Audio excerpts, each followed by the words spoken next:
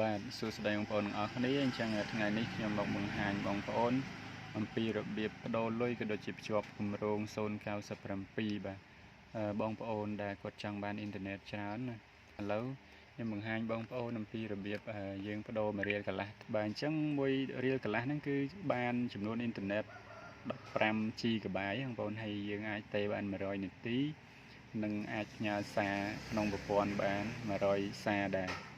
តើលើកុំឲ្យខាតពេលយូរបងប្អូនចូលអនុវត្តជាមួយខ្ញុំទាំងអស់គ្នាហើយបើសិនជាបងប្អូនពេញចិត្តវីដេអូក៏កុំភ្លេចជួយចុច Subscribe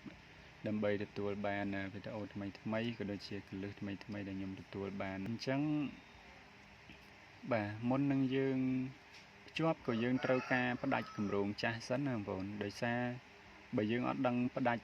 វិធីផ្ដាច់គម្រោងចាស់ទេបងប្អូនបញ្ចូលលុយទៅគឺវាកាត់ចូលគម្រោងចាស់បាត់ហើយបងប្អូនដូរគម្រោងថ្មីអត់បានទេរបៀបផ្ដាច់មាន2បងប្អូនបាទទី1បងប្អូនផ្ដាច់ដោយខ្លួនឯងបាទយើងចុចកាយ1535ផ្កាយលេខ0ត្រង់ជ្រូកបាទបងប្អូនអញ្ចឹងបងប្អូនបញ្ជូនទៅបាទតែប៉ុណ្ណឹងគឺវានឹងដាច់អូតូណាបងប្អូនតែនេះខ្ញុំអត់ទាន់ផ្ដាច់ទេដោយសារខ្ញុំទៅតែភ្ជាប់មិញហ្នឹងហើយក៏បានថតវីដេអូដែរប៉ុន្តែថតមិញហ្នឹងថតវាមានបញ្ហាបន្តិចអត់ជាប់បងប្អូនអញ្ចឹង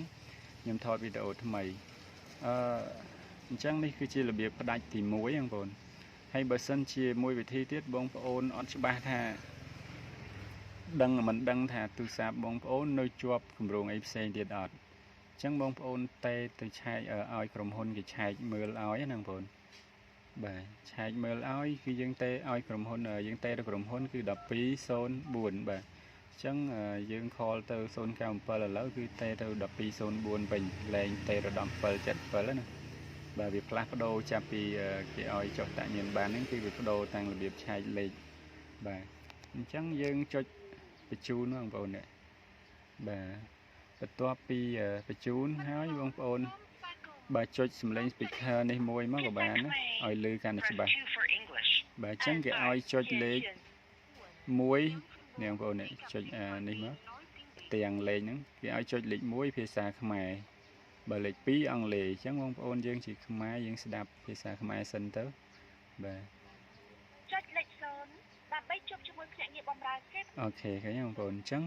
ចុចម្ដងបងប្អូនចុចលេខ1ហើយគេប្រាប់ឲ្យយើងចុចលេខ0ចាំយើងចុចលេខ0នេះបងប្អូនអញ្ចឹងយើងមើលតិចទៀតចូលទៅដល់ក្រុមហ៊ុនភ្នាក់ងារគេលើកហ្នឹងបងប្អូន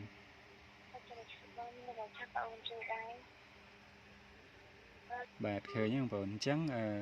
ក្រុមហ៊ុនគាត់លើកហើយពេលដែលក្រុមហ៊ុនលើកហ្នឹងបងប្អូនអាចប្រាប់គាត់ទៅបាទឲ្យគាត់ឆែកមើលទូរស័ព្ទរបស់យើងហ្នឹងវាស៊ីមយើងមានភ្ជាប់គម្រោងអីខ្លះបងប្អូនឲ្យគាត់ផ្ដាច់ចោលឲ្យអស់ទៅបាទហើយបន្ទាប់មកចាំបងប្អូនបាទឆែកបញ្ចូលកាតបាទបញ្ចូលកាតឬក៏បងប្អូនបញ្ចូលហើយយើងបដូរតែម្ដងបាទបងប្អូននេះ1535កាយលេខ15បងប្អូន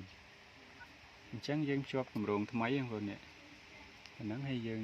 បញ្ជូនទៅតែនេះដូចថាខ្ញុំទៅភ្ជាប់ហើយទេអញ្ចឹងអត់មានលុយក្នុងហ្នឹងគឺយើងអត់បានណាបងប្អូនអានេះវាផ្ញើសារ alert មកវិញយ៉ាងថាយើងមានន័យថាយើងផ្ញើទៅក្រុមហ៊ុនហើយតិចទៀតវាលោតសារមកបងប្អូនហើយដាក់យើងអត់មានលុយគ្រប់គ្រាន់ទេ